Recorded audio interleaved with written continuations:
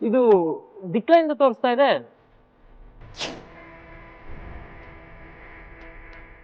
ಹೌದಾ, ಸರಿ ಕೊಡಿ ಅದನ್ನ.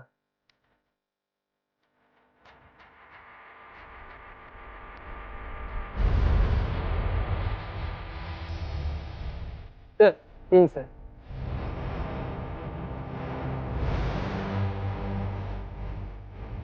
ಸರ್ ಇದು ಕೂಡ ಡಿಕ್ಲೈನ್ ಬರ್ತಾ ಇದೆ.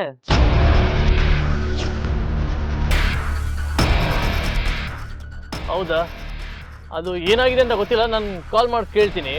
ಕೊಟ್ಬಿಡಿ ಅದು ಒಂದು ನಿಮಿಷ. ಪಪ್ಪ ನನಗೆ ಲೇಟ್ ಆಗುತ್ತೆ, ಲೇಟ್ ಆದ್ರೆ ಸ್ಕೂಲಿಗೆ ಸೇರ್ಸಲ್ಲ. 5 ನಿಮಿಷ ಮಗ, ಹೋಗೋಣ.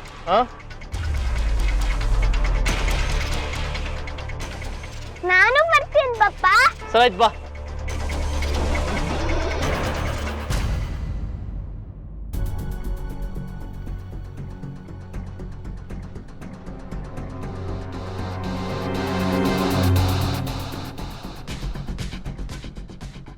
ಛೇ, ಇದೆಲ್ಲ ಆನಂದಿಂದನೇ ಆಗ್ತಿರೋದು. ಬೇಕು ಅಂತಾನೆ ಹೀಗೆಲ್ಲ ಮಾಡ್ತಿದ್ದಾನೆ. ಗ್ಯಾರಿ ಇದ್ದಾಗ ಬಾಲ ಮುದ್ರಕೊಂಡಿದ್ದ, ಆದ್ರೆ ಈಗ ಗ್ಯಾರಿ ಇಲ್ಲ ಅನ್ನೋ ಕಾರಣಕ್ಕೆ ಬಾಲ ಬಿಸ್ತಾ ಇದ್ದಾನೆ. ಅದರಲ್ಲೂ ಆ ಶರ್ಮಾ ಇವ್ರುಗಳಿಗೆ ಎಲ್ಲ ರೆಸ್ಪಾನ್ಸಿಬಿಲಿಟೀಸ್ ಕೊಟ್ಟಿದ್ದಾನೆ. ಅದಕ್ಕೆ ತಲೆ ಮೇಲೆ ಒಳ್ಳೆ ಕಿರೀಟ ಬಂದ ಹಾಗೆ ಆಡ್ತಿದ್ದಾನೆ.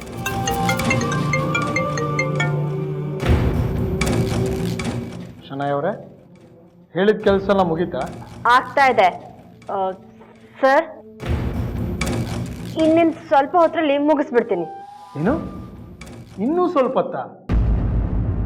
ಈ ಕೆಲಸಗಳೆಲ್ಲ 2 ತಿಂಗಳ ಮುಂಚೆನೇ ಮುಗಿಬೇಕಾಗಿತ್ತು. ಈಗಲಾದ್ರೂ ಗೊತ್ತಾಯ್ತಾ ನೀವು ಎಷ್ಟು ಹಿಂದುಳಿದಿದ್ದೀರಾ ಅಂತ?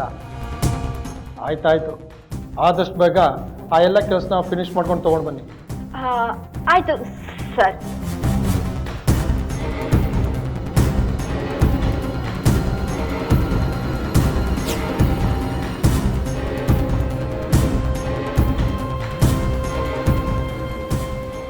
Good morning Anand.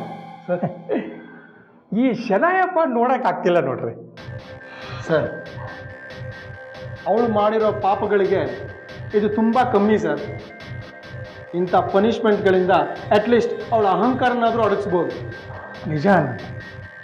ಈ ಹಿಂದೆ ಸುಬ್ಬಲಕ್ಷ್ಮಿ ಇವಳಿಂದ ಆದ ಅನ್ಯಾಯ ನೆನೆಸ್ಕೊಂಡ್ರೆ ನೀವು ಹೇಳ್ದಾಗೆ ಇವಳಿಗೆ ಯಾವ ಶಿಕ್ಷೆ ಕೊಟ್ಟರು ಕಡಿಮೆನೆ.